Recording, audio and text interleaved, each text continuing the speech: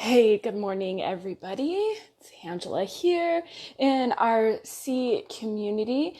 Today we are on day 2 of the Mindset mini series. And today we are going to talk all about leaving behind the victim mindset and stepping into the survivor mindset. Before I do that, let me get a drink. Yesterday, we talked about what the victim mentality looks like. We talked about how it impacts you, how it impacts your health. And we also talked about what you can do to really start leaving behind the victim mindset. And I talked about taking radical responsibility. And I talked about how taking radical responsibility for your life is easier when you're seeing it from a different standpoint, when you're seeing it from a place of gratitude. And I went ahead and left a Tony Robbins emotional flood exercise that helps you really get into that state of mind of being in gratitude to really help you take radical responsibility for your life. So if you missed that, go ahead and get into day 1 and then watch day 2, and then we'll build on top of that, right? This is all building to the next stage, which will be tomorrow. I'll come on at the same time.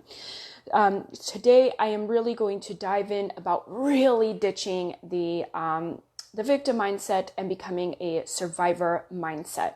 Now, to me, this isn't fully complete. The mindset isn't fully complete. However, I do believe that there are stages in this part of the recovery, in this transformation, right? You're not going to just all of a sudden go from being the victim to having everything go your way. You're not having any triggers. You know how to handle everything. It takes a lot of practice, right? It takes some time. So I believe that the next stage is actually survivor. And I know that there's a lot of stuff out there that says, you're just surviving, you're just doing those things. And that's completely okay. It is kind of like that, but I feel like this stage for survivors is going to be a little bit different, and I'm going to touch base on that. And then tomorrow we're going to talk about the thriving mindset. But today it's all about ditching the victim and really become the survivor mentality. So this is kind of after you've been through the victim, right? And remember, being the victim is all part of the healing process. It's not bad. It just is, right? There's nothing wrong with being in the victim. It is all part of the healing process. You need this process. You need it to grow and heal, right? Because if you weren't uncomfortable, if you didn't like the way, if you did like the way your life was going in that mentality, then of course you wouldn't be here. You wouldn't want to learn. You wouldn't want to grow, right? But being in that victim mentality, eventually you do get tired of it, and eventually you do want to move on. So this is the next stage of moving on. This is after you're tired of being the victim. This is after you start taking some responsibility for your life, right? You start to realize certain things are absolutely in your control. You do control your emotions. You do control whether or not you're emotionally triggered by someone. You do know how to kind of work through your triggers. You do realize that people and things and smells and things like that kind of set you off, and you start to become very self-aware, right? This is like where the veil is completely lifting up in front of your eyes, and you really start to become aware of yourself and your surroundings and the things that have happened to you in your past and the things that are currently happening and how it's playing out and how it's really a reflection of your past and your unconscious manifestations and your subconscious manifestations, right? So you really start to become aware of yourself. You really start to become aware of your boundaries or your lack thereof. You really start to understand yourself a little bit more. You know how to connect with yourself a little bit more. That's what the survivor stage kind of looks like. You're also very proud of your progress, right? When you're a victim, even any tiny little bit of progress is not good enough, right? It's I did this, but I wanted to do this, right? I did this, but I accomplished this, but. Well, with the survivor, it's like, I did this and. So it becomes a little bit of a shift in your mindset, right? It becomes, you're a little bit more proud of yourself. You are understanding that you have overcome things, that you are feeling a lot stronger, that you are starting to trust yourself and connect with yourself. That's where all of this is coming from, right? That's where this survivor stage is coming from. Now, the survivor stage, it could last 2 weeks, it could last a year. It just depends on how you grow, how you practice, what you put into place, and how committed you are with everything, right? It's all about commitment. It's all about consistency, and it's all about doing what you feel is good and doing what you think is best for you. So I totally forgot where I was going. Oh, and you're also, I have notes. Good thing I have notes. You also practice gratitude on a regular basis. Now, this might be the only form of self-care that you do, and that's completely okay. There's nothing wrong with that.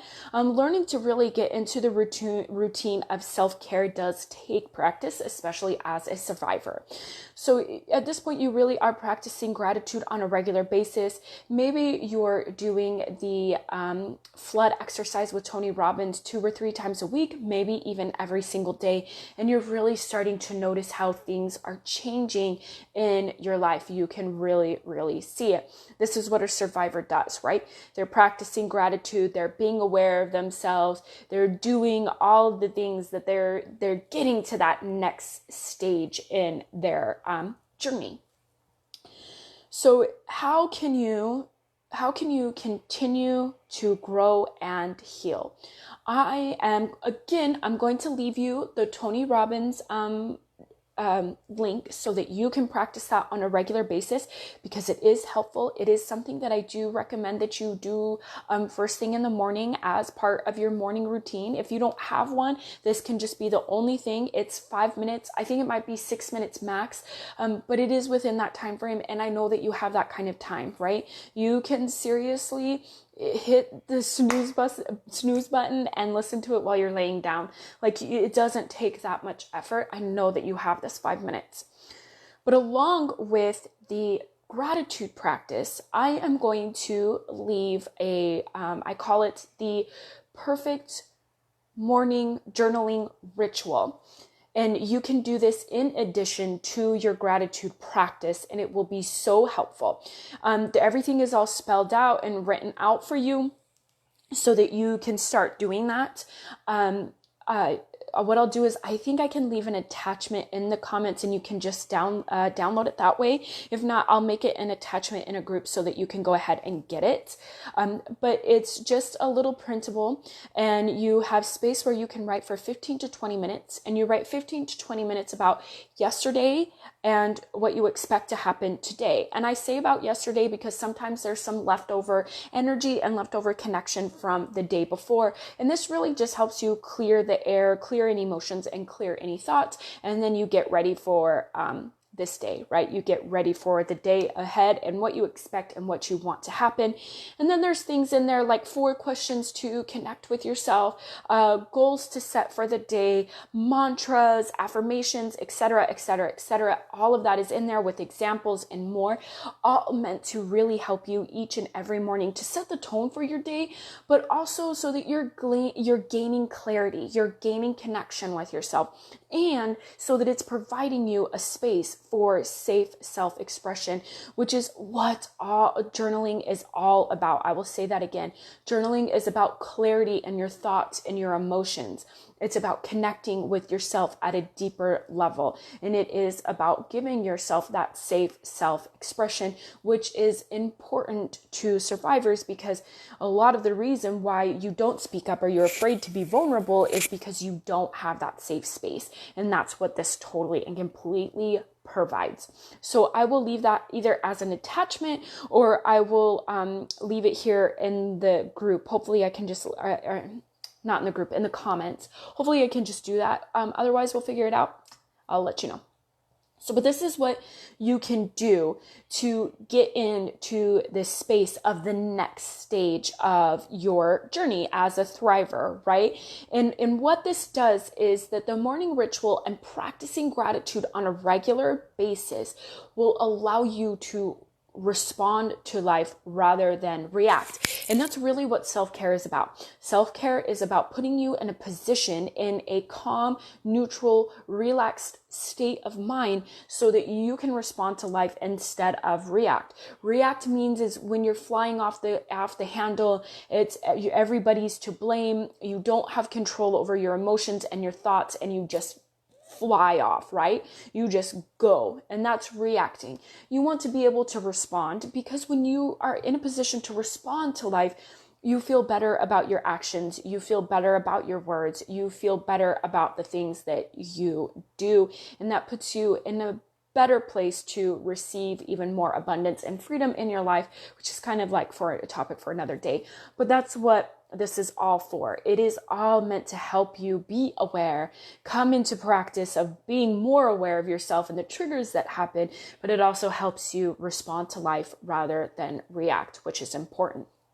If you need something a little bit more, I want to give you some things about journaling. I have to give you some things about journaling. I did tell you what journaling is meant for, clarity, connection, and expression. But also you want to make sure that you're doing this consistently. My clients have seen back-to-back breakthroughs when they are journaling consistently, not when they're doing it sporadically, not when they're doing it once in a while. Sure, it will create connection and it will give you a place to really express yourself if you're in a dire need to do that. But the breakthroughs won't necessarily be there if you're not doing it consistently. You won't feel as connected unless you are doing it consistently. So this is a practice, right? Some days you're going to be really good at it and some days you're going to suck at it, and that's completely okay. That's what practice is about, and I still have those days, and it's not a big deal. You just want to be in the practice, be in the habit of doing it, and do it consistently. That is important. You will have breakthroughs, but you've got to dig deep, and that means that you've got to be very honest with yourself, and you have to be very willing to look at yourself in the mirror. And I've had clients tell me that they don't like to journal because it is a reflection of themselves. And I get that. But if you really want to heal, you really are going to have to start looking at yourself in the mirror. There's no other way around it. There's just not. So you want to be willing to look at yourself in the mirror. And this provides you a place where you can absolutely do that. You will have breakthroughs. You will see amazing transformation just from journaling alone. Along with the gratitude practice, it will be astronomical. However, adding the journaling practice or just doing the journaling practice, totally enough. So you can decide what it is that you feel is best for you, but I just want to be able to build on top of the activities that we're doing, right? Because we're all about going from the victim mentality into the thriver mentality. We're just at this middle stage, and that means that we have to build on that. And that means that that takes practice. That means that it takes consistency. That means that we have to add new things so that we can have transformation, so that we can have change, right? You can't have change or transformation without doing something new, without doing things that make you uncomfortable, right? That's what all of this is about. So make sure you do the journaling exercises and make sure you're doing the gratitude flood exercise with Tony Robbins. Again, I will leave that stuff in the comments and I will do that. Also, if you are a survivor of childhood sexual trauma, I will leave the journal in there for you so that you can get a hold of that and start working deeper.